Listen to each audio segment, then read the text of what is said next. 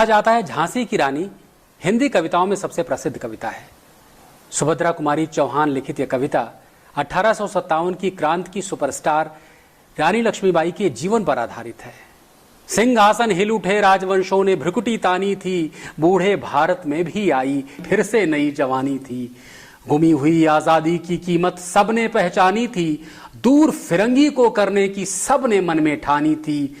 चमक उठी सन 57 में वो तलवार पुरानी थी, बुंदेले हर बोलों के मुंह हमने सुनी कहानी थी। खूब लड़ी मर्दानी वो तो झांसी वाली रानी थी।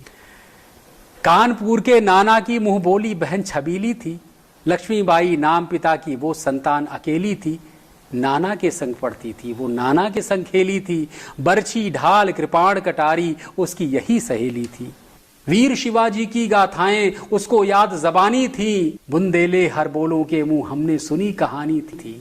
खूब लड़ी मर्दानी वो तो झांसी वाली रानी थी। हुई वीरता की वैभव के साथ सगाई झांसी में, ब्याह हुआ रानी बनाई लक्ष्मीबाई झांसी में।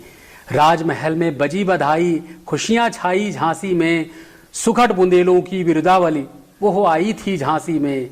चित्रा ने अर्जुन को पाया, शिव को मिली भवानी थी, बुंदेले हर बोलों के मुंह हमने सुनी कहानी थी। खूब लड़ी मर्दानी वो तो झांसी वाली रानी थी। उदित हुआ सौभाग्य मुदित महलों में उजियाली छाई, किंतु कालगति चुपके चुपके काली घटा घेर लाई। तीर चलाने वाले कर में उसे चूड़ियां कब भाई, रानी विधवा हुई हाय विधि को भी दया नहीं आई।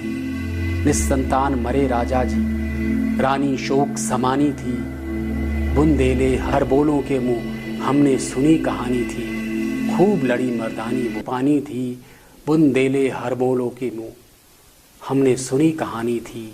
खूब लड़ी मर्दानी वो तो झांसी वाली रानी थी।